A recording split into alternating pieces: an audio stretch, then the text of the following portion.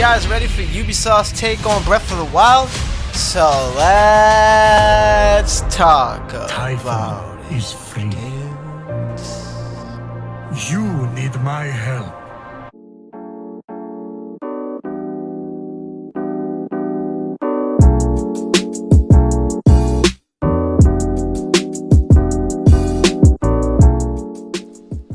Immortals Fenyx Rising, originally known as Gods and Monsters, is an action-adventure very much inspired by Nintendo's Legend of Zelda Breath of the Wild.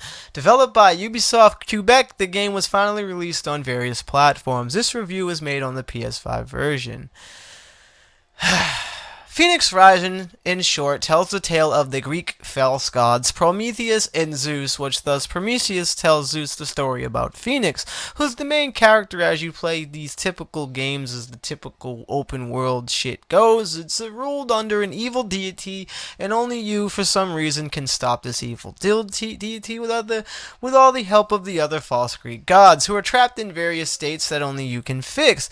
Fenyx gender is left to the players with very little bite-sized customization, but enough to make you feel like you designed something other than just playing a main lead role created by the devs in their image. Fenyx Rising has a pretty fast but smaller open world than some of the Ubisoft's games. The lands are showered with things to do and mobs to fight, and it's condensed enough pretty fluently that it never feels empty or barren.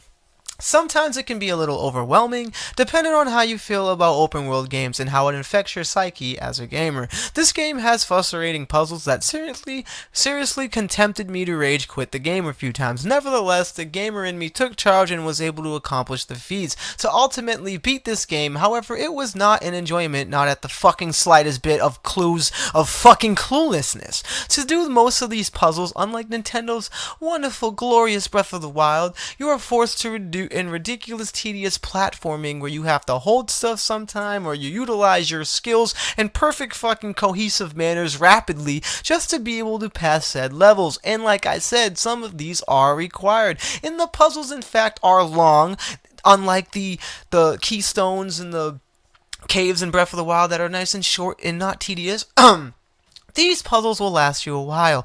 There's a huge variety of them, which completion of these levels will reward you with HP and stat items to be used in crafting, to make a health slot or a stamina slot. However, it's really truly a horror to guide through these things, as some of them I completely skipped them, and then eventually it was so tedious and repetitive that I just skipped over every optional puzzle that was there. The combat in this game is where the juiciness and the meatiness of it is, as you have a bird who helps you on your way. I'm trying to refrain from too much spoilers here, but you can use your bird as a pet that will do certain things to the monsters, or Athena's shield bash, or drop a giant hammer on foes. And you can rack up some pretty neat combos when you develop your levels and your skills that you buy when you craft.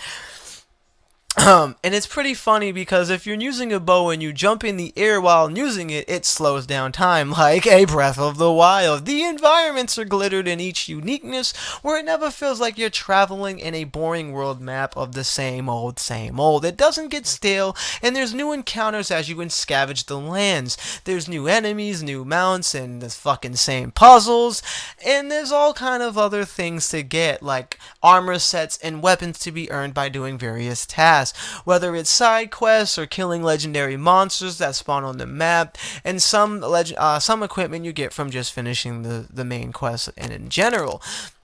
And they also have a cool visual tool that you can keep certain stats of weapons and armors that you like, but you can have a skin for the newer ones you unlock because they may stand out to you more than the other sets. For example, if you have your basic sword equipped for that extra health slot, you could also take the visual skin feature and make it look cooler by taking it into a fire sword, but retaining the stats of the basic sword, so you can still keep that extra health slot through while you play the game.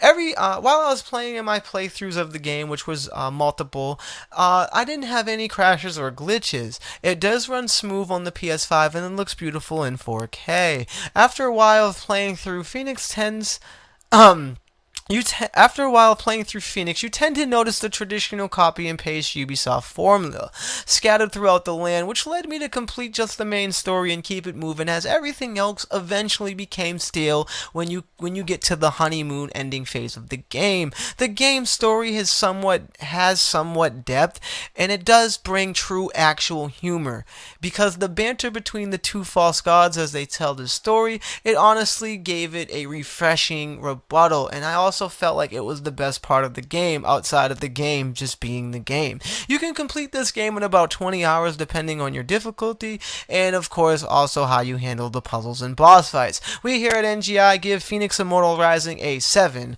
out of 10. Make sure you stay up to date with all the latest in gaming tech news and reviews. Smash that like, and as always, subscribe. God bless and peace.